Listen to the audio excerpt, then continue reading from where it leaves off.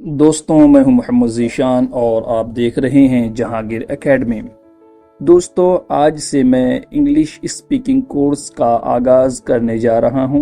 इस कोर्स में हम बिल्कुल बेसिक से एडवांस लेवल तक जाएंगे और सिर्फ उन्हीं चीज़ों को डिस्कस करेंगे जो कन्वर्सेशन में इंग्लिश स्पीकिंग में कार आमद होती हैं।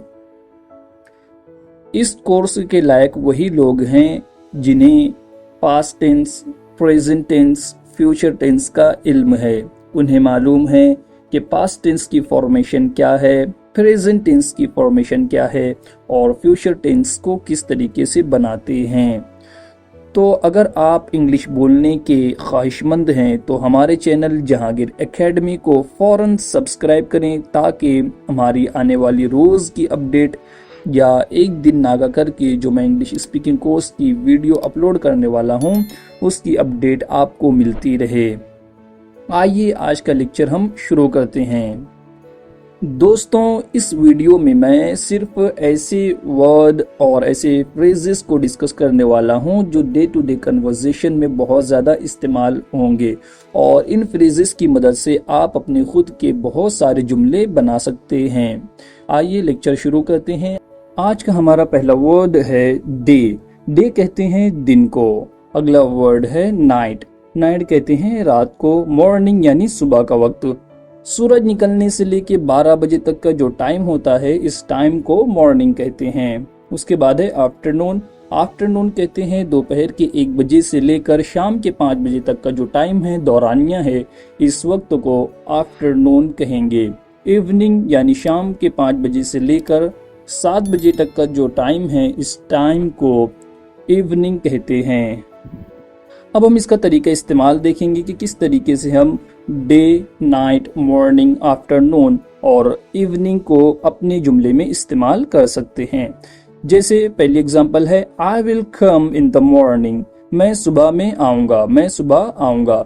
तो देखिए मॉर्निंग के साथ हम इन का इस्तेमाल करते हैं। इन द मॉर्निंग इस तरीके से कहेंगे। अब अगर मुझे कहना हो कि मैं सुबह सवेरे आऊंगा तो मैं कह सकता हूँ I will come early in the morning. मैं सुबह सवेरे आऊंगा।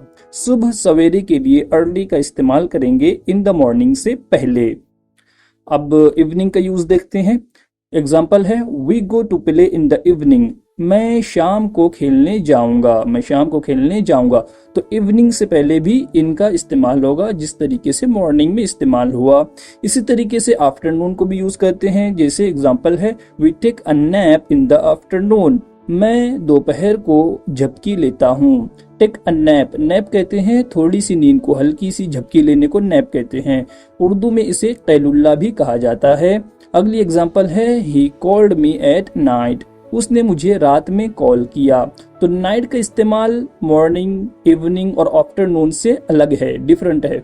नाइट के साथ हम एट का यूज करेंगे जैसे कि आप एग्जांपल में देख सकते हैं। अब अगर मुझे कहना हो रात देर गए तो हम कैसे कहेंगे he called me late at night.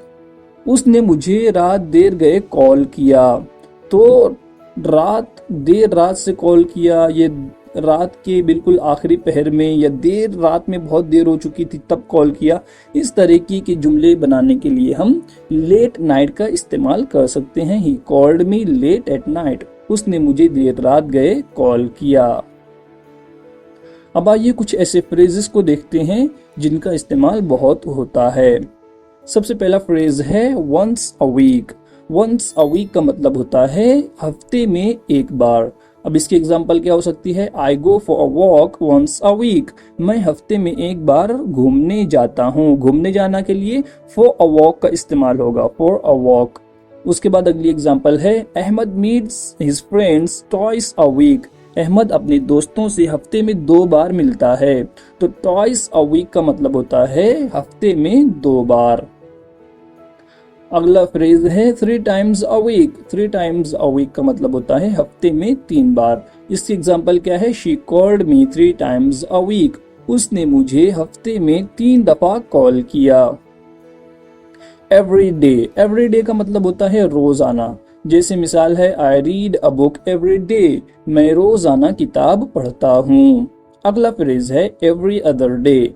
Every other day का मतलब होता है एक दिन नागा करके। मिसाल के तौर पर आप कोई काम सैटरडे को करते हैं, फिर संडे को वो काम नहीं करते, संडे स्किप करके मंडे को वो काम करते हैं, फिर ट्यूसडे को स्किप करके वेंसडे को आप वही काम करते हैं, तो इसे कहेंगे एवरी अदर डे। इसकी एग्जाम्पल है सारा राइट्स इन हर डायरी एवरी अदर डे। सारा अपनी डायरी में हर एक दिन नागा करके लिखती है। सारा अपनी डायरी में एक दिन नागा करके लिखती है। उसके बाद अगला एडवर्ब है आवरली। आवरली कहते हैं हर घंटे, हर एक घंटे को। जैसे मिसाल के तौर पर इट बेल्स आवरली, हर घंटे बेल बजती है। अगला एडवर्ब है डेली। डेली कहते हैं रोजाना। जिस तरीके से एवरीडे का यूज हुआ उसी तरीके से डेली का भी यूज होता है।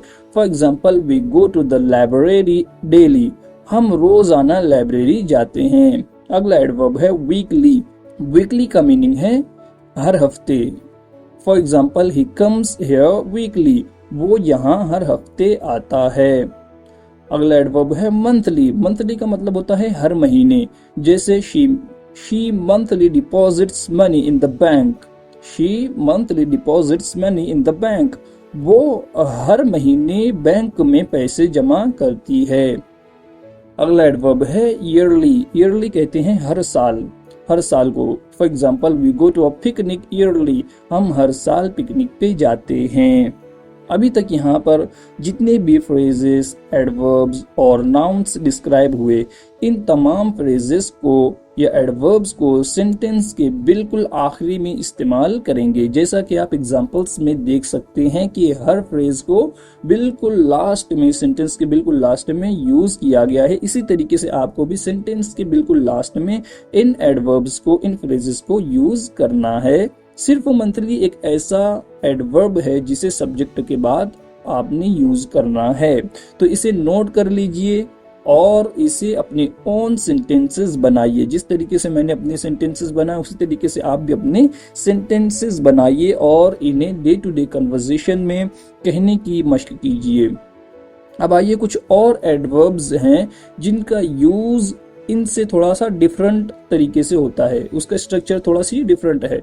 आइए एग्जांपल देखते हैं। सबसे पहला एडवर्ब है ऑलवेज। ऑलवेज का मतलब होता है हमेशा, हमेशा। For example I always try to stay calm, मैं हमेशा पुरसुकून रहने की कोशिश करता हूँ। तो ऑलवेज का मतलब होता है हमेशा।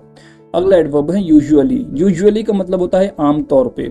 जैसे मिसाल है I usually get up at 5 AM, मैं रोजाना सुबह 5 बजे आमतौर पे उठता हूँ, आमतौर पे 5 बजे उठता हूँ। अगला एडवर्ब है often. For example Ahmed often calls me, Ahmed मुझे अक्सर कॉल करता है। ऑफन का मतलब होता है अक्सर तौर पे। अगला एडवर्ब है समटाइम्स। समटाइम्स का मतलब होता है कभी कभी। For example I sometimes meet my friends, मैं कभी कभी अपने दोस्तों से मिलता हूँ।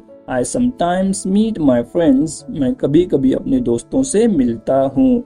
अगला एडवर्ब है नेवर। नेवर का मतलब होता है कभी नहीं। For example I never call her, मैं उसे कभी कॉल नहीं करता, मैं उसे कभी कॉल नहीं करता।